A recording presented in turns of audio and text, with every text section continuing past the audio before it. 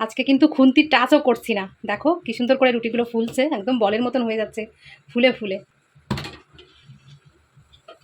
পুরো বলের মতন হয়ে গেছে একদম। সন্ধ্যার সময় ছেলে কম্পিউটার থেকে বাড়িতে এসেছে, তারপরে এই যে চা বানিয়েছি, ওকে চা দিলাম, আমি নিজে একটু চা খাচ্ছি। চা খেয়ে যাবো রান্নাঘরে। তোমাদের তো বলেছিলাম যে আজকে দুপুরে কিন্তু রান্না হয়নি আমার, রুটি করব আর সিমাই রান্না করব আর আলুর তরকারি রান্না করব। তো আটা মেখে আসলাম সবে, আর কড়াইতে একটু আলুটা সিদ্ধ বসিয়ে দিয়ে আসছি, এর ফাঁকে চা নিয়ে চলে আসছি, আলুটা সিদ্ধ হতে লাগুক, ততক্ষণ চা খেয়ে নেব। এই চা খেয়ে চলে আসলাম রান্নাঘরে রাত্রের খাবার তৈরি করার জন্য। তো এখানে যে আলু ভেবেছি আলুর তরকারি রান্না করব, কিন্তু ছেলে বলছে মা একটু সয়াবিন দিও, তাই সেই সয়াবিনটা দিয়ে এখন রান্না করব। একদম প্লেনভাবে রান্না করব, এটা শুধু কাঁচা লঙ্কা দিয়ে রান্না করব আর কি। এই আলুর তরকারিটা রান্না করব কিন্তু একদম প্লেনভাবে, হ্যাঁ। তো চলো তোমাদের সঙ্গে একটু শেয়ার করি। তো এই যে কড়াইতে তেল দিয়েছি, আর তোমার এবার দেব পাঁচফোড়ন। তো পাঁচফোড়নটা একটু বেশি করেই দিলাম, একটু ভালো লাগার জন্য, টেস্টি হওয়ার জন্য। আর দেবো তেজপাতা। তো তেজপাতা যখন আমি বের করতে গেছি, কতগুলো তেজপাতা দিয়েছিল মা আমাকে আমাদের গাছ থেকে তুলে। তো এখন তেজপাতা বের করেছে, একটা ক্যারি প্যাকেটে রেখে দিয়েছিলাম, সর্বনাশ, দেখি ইঁদুরে সব তেজপাতা নিয়ে চলে গেছে। কি বলবা বলো, কৌটার ভিতর আছে অনেকগুলো, কিন্তু অল্প কটা সাইডে রেখে দিয়েছিলাম, মানে ক্যারি প্যাকেটে করে, তো ইঁদুরে নিয়ে চলে গেছে।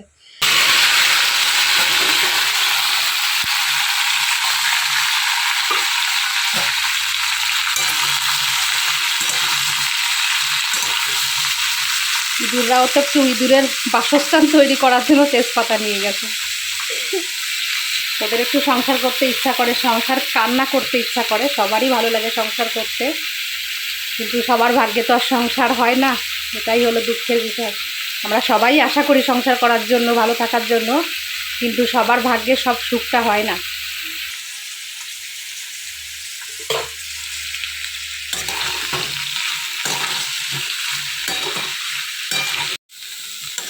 এটা কিন্তু অল্প তেলে মানে রান্না করছি, একদম সাদা তরকারি, এটাতে কোনো হলুদ চলবে না, এটাতে একদম প্লেনভাবেই রান্না করা হবে।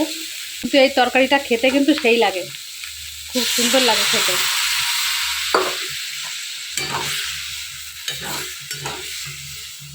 দেখো আমার আলুর তরকারি কিন্তু হয়ে গেছে, এটা একটু মিষ্টি দেবো, এটা একটু মিষ্টি মিষ্টি হবে, ঝাল ঝাল মিষ্টি মিষ্টি, বেশ ভালো লাগবে খেতে। এই যে তরকারি হয়ে গেছে আমার।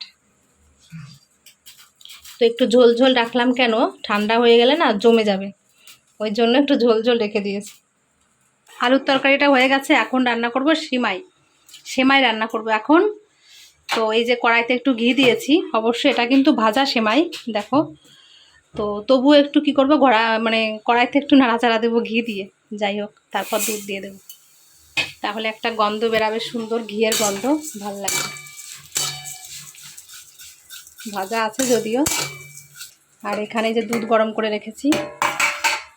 কি করব, কাজু বাদাম কিশমিশ নেই, তারপর একটু এলাচ ফল দিলে খুব ভালো লাগে, সেটাও নেই। এমনি প্লেনভাবেই রান্না করছি, গরিবের সংসার হলে যা হয়, এটা থাকে তো ওটা থাকে না, এটা থাকে তো ওটা থাকে না, এই হয়, এইভাবেই খাওয়া দাওয়া করতে হবে আর কি। তো এখন গরম দুধটা দিয়ে দিই।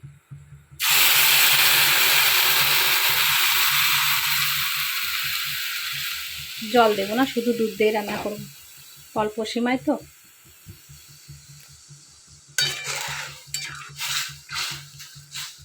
এই যে আমার সেমাই রান্না প্রায় হতে চললো। তো শুধু দুধ দিয়ে রান্না করছি, আর দিয়েছি লাল বাতাসা, এই যে কাকিমা যে বাতাসা দিয়েছিল আমাকে, তো সেই বাতাসাটা দিয়েই রান্না করছি পায়েস, সেমাইয়ের পায়েস। একটু ভালো হতো যদি এলাচ ফল দিতে পারতাম, একটু কাজু বাদাম দিতে পারতাম। তো ঘরে এলাচ ফল খুঁজলাম কৌটায়, কোথাও পেলাম না। তো আর কি করা যাবে, পেলাম না যখন, এখন কে যাবে দোকানে এই জলের মধ্যে, পারবো না। যাই হোক, এই যে হচ্ছে রান্না হয়ে গেছে, এখন তোমার রুটি করলে ব্যাস হয়। সেমাইটা কিন্তু খুব টেস্টি হয়েছে, কাজু বাদাম কিশমিশ এলাচ ফল না দেওয়া সত্ত্বেও। তো আমি একটু টেস্ট করে দেখছিলাম, বাতাসা দিয়ে করেছি না শুধু দুধ দিয়ে, ওই জন্য সুন্দর লাগছে খেতে, আর তার সঙ্গে একটু ঘি দিয়েছি, ওই কারণে ভালো লাগছে। তো যাই হোক, এগুলো হলো, এখন রুটি বানালে ব্যাস হয়। রুটি কিন্তু বানানো শুরু করে দিয়েছি, গরম গরম ফুলকো ফুলকো রুটি হবে।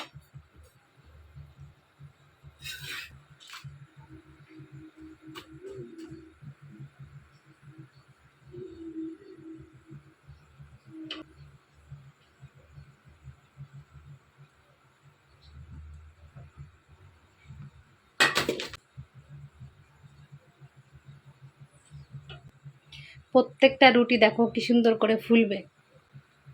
আজকে কিন্তু খুন্তির টাচও করছি না, দেখো কি সুন্দর করে রুটিগুলো ফুলছে, একদম বলের মতন হয়ে যাচ্ছে ফুলে ফুলে।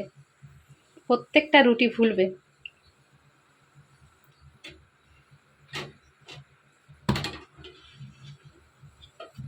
পুরো বলের মতন হয়ে গেছে একদম। রুটি বানিয়ে একদম রান্নাঘর পুরো পরিষ্কার করে ফেলেছি, দেখো গ্যাস ট্যাস সব মুছে রান্নাঘর পুরো চকাচক বানিয়ে ফেলেছি। আর কোনো কাজ নেই, এখন এই যে রুটি খাওয়া দাওয়া হবে আর কি। এদিকে চলে গেছে কারেন্ট, এইমাত্র চলে গেল কারেন্ট, এখন এই গরমের সময়। তারপর চারিপাশে জল, দরজাটা পুরো আটকিয়ে দিই বাবা। দরজাটা খোলা রেখেছিলাম, একটু হাওয়া আসছিল ওখান দিয়ে, সেই কারণে। এই কতক্ষণ পর কারেন্ট আসলো। তো যাই হোক, কাজকর্ম সব সেরে নিয়েছি, রাত্রের কাজ। এখন খাওয়া দাওয়া করব আমি, কারণ ছেলে আর আমার ননদ দুজন খেয়ে নিয়েছে।